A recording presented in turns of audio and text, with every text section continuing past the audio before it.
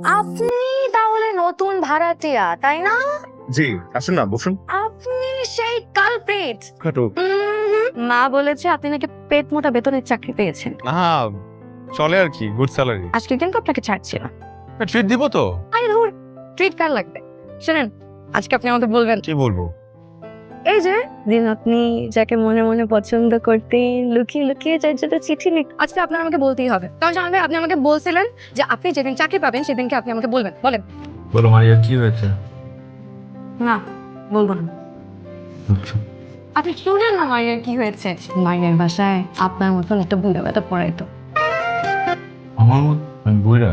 মানে আপনার মতন না, আপনার থেকে একটু বয়স বেশি আর কি। কি হয়েছে ভাইয়া জানেন, ওই বুড়া বেটা তো রীতির মতন মারিয়াকে শুধু পড়ায় নাই, পড়াইতো। ঠিক আছে, ছোট মানুষ বুঝেন না, আমার থেকে বড় গাড়ি। এই কারণে বুড়া বেটার প্রেমে পড়া একদম হাঁপুডুবু খেয়ে ডুবে ডুবে যাওয়া অবস্থা। মারিয়ার বাসাতে বিয়ের কথা চলতেছে, বুঝেন না, সুন্দরী মেয়ে, তাড়াতাড়ি বিয়েতে ভাগাই দিতে হবে। কিছুদিন আগে কি হয়েছে জানেন, মারিয়াকে তো খুঁজে পাওয়া যাচ্ছে। শুধু মারিয়াকে না, মারিয়াকে যে বাসায় করে তো বুড়া বেটা, ওইটাকেও খুঁজে পাওয়া যায়। এখন বুঝেন কি অবস্থা।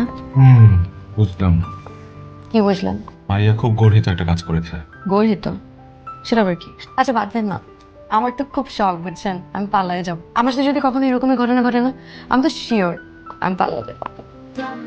দেখো ভাইয়া, আপনি খালি দুষ্টামি করেন। কি বলবো? কি হয়েছে তোমার? কিচ্ছু না। ও আচ্ছা। আপনি ও আচ্ছা কেন বললেন? হ্যাঁ? আপনি কেন জিজ্ঞেস করলেন না যে কাজল তুমি কাঁদছো কেন? আমার চেহারা দেখে কি মনে হচ্ছে না আমার মন হ্যাঁ, মনে হচ্ছে তো। তাহলে জিজ্ঞেস করেন, কাজল তোমার মন খারাপ কেন?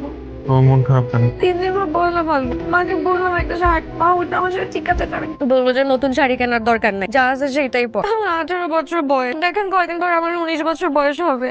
এখন আমি কি পুরান শাড়ি পরে ঘুরবো? ওই ভাবলাম যে নতুন শাড়ি পরে ছেলেদেরকে একটু ইমপ্রেস করবো, তা না, এখন আমার পুরান শাড়ি পরে বেরোতে হবে। আমি বের হবো না পয়লা ফাল্গুনে। আচ্ছা ঠিক আছে, শান্ত হও, চোখটা মুখ বন্ধ করে মুছো। দেখো, এটা কথা, তুমি যদি মন থেকে কিছু চাও তাহলে সমস্ত প্রকৃতি তার সমস্ত সত্তা দিয়ে তোমাকে সেটা পাইয়ে দিতে চেষ্টা। আপনার এসব দার্শনিক মার্কা কথাবার্তা রাখেন। আচ্ছা রাখলাম, কিন্তু আগামী পহেলা ফাল্গুনে তুমি একটা খুব সুন্দর শাড়ি পরে বের হবে এবং সবগুলো ছেলে তোমার দিকে হা করে তাকাতে থাকবে এবং মনে মনে বলবে, বাবা এই পরিটা কোত্থেকে নেমে আসছে। এটা দিয়ে একটা খুব সুন্দর শাড়ি কিনবে, কিনে পহেলা ফাল্গুনে সেটা পরে ঘুরতে বের হবে। আমার এখন চাপটা কেন? খুশিতে? এই পয়লা ফাল্গুনে আমাদের বাসায় আপনাকে দাওয়াত, 15 মিনিট আপনার সাথে ঘুরবো। 15 মিনিট ঘুরবে? বাসার ভিতরেই ঘুরবে? ভেতরে বাইরে মিলে ঘুরবো। ভেতরে বাইরে হলে 15 মিনিট ঘুরবো। Thank you. শাওন ভাই, শাওন ভাই, শাওন ভাই, আপনি কই যাবেন? আমার বাড়ির দিকে। আমাকে নামাই দেন। তোমার কলেজ না উল্টা দিকে? 1 থেকে 90 পর্যন্ত বলেন। 100 থেকে 90? হুম, 199 98। উল্টো থেকে গুনতে তো ঠিকই পারেন, তাহলে উল্টো দিকে যেতে অসুবিধা কোথায়? মানে আমার পকেটে যদি 40-50 টাকা আসে তাহলে আপনার কি কোনো অসুবিধা আছে? না, আমার কি আছে? ওইটাই। আহা, দাঁড়ায় আছেন কেন? উঠেন, আসেন আসেন। আহা, আসেন। উল্টা দিকে যাও। আজকে কি অনেক কাজ, এত তাড়াতাড়ি যাচ্ছেন যে? আজকে পুরো মিষ্টিটা আমি একাই খেয়ে ফেলবো। সম্ভব কেন? নাকি? ডায়াবেটিসের রোগী তুই একটা খেতে পারো। আরে বাবা, এত বড় খুশির থেকে তুমি আমাকে, ওকে গভর্নমেন্ট জব পেয়েছে, এখন সে প্রফেসর হয়ে গেছে। লেকচারার। ভাই বহুত বার পালাইছে, আর পালাইতে পারবে না। তো এবার বিয়েটা করে ফেল। আমাকে কে বিয়ে করবে? তোমাকে বিয়ে করার জন্য তো হাজার হাজার শত শত মেয়ের লাইন ধরে পড়ে আছে। তোমার কি কোনো মেয়েকে পছন্দ আছে বলো? জি মা, আলহামদুলিল্লাহ, দোয়া করো, রাখি। আসসালামু আলাইকুম। শাওন ভাই, শুনলাম আপনি নাকি অনেক বড় বেতনের চাকরি পেয়েছেন। অনেক বড় না, মানে ছোট। কি লজ্জা কেন পাচ্ছেন শাওন ভাই? আমি আপনাকে 2 বছর ধরে চিনি। আপনার মতন ভদ্র অমায়িক ছেলে এই পুরো এলাকাতে খুঁজলে আর একটা পাওয়া যাবে না। আপনি দেখতে শুনতে এত ভালো, ভালো চাকরিও পেয়েছেন, পড়াশোনাও ভালো। আপনাকে যে মেয়ে বিয়ে করবে শাওন ভাই, ওই মেয়েটা চাট কপাল। কি যে বলো না। সিরিয়াসলি শাওন ভাই, বলেন না, এত মন প্রাণ উজাড় করে কোন মেয়েকে ভালোবাসেন, বলেন বলেন। তোমাকে শুনতে হয়তো অবাক লাগছে, কিন্তু এই ভালোবাসাটা আজকের না, সে প্রথম দিন থেকেই।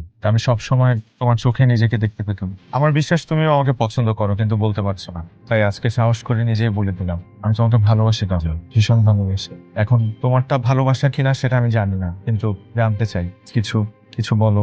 মানে আপনি কি বলতেছেন এগুলা? আপনি মাথা ঠিক আছে শাওন ভাই? মানে আপনার কিভাবে মনে হলো যে, মানে আমি কোনোদিন আপনাকে কি এরকম কোনো ভাইব দিছি যে আমি আপনাকে পছন্দ? সিরিয়াসলি, মানে আই আই লাইক ইউ, কিন্তু আপনার কিভাবে মনে হলো যে আমি, মানে হ্যাঁ আমি আপনার সাথে দুষ্টামি করি, হাসি ঠাট্টা করে, দ্যাট ডাজন্ট মিন আমি আপনাকে ভালোবাসি। আসল তুমি কি মজা করছো আমার সাথে? তা মজা কেন করবো? হাসি মুখে আমি দুটো কথা বলছি। আচ্ছা কিভাবে মনে হলো?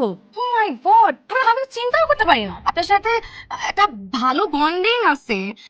এটা এটা মনে করো আমার ভুল হয়ে গেছে।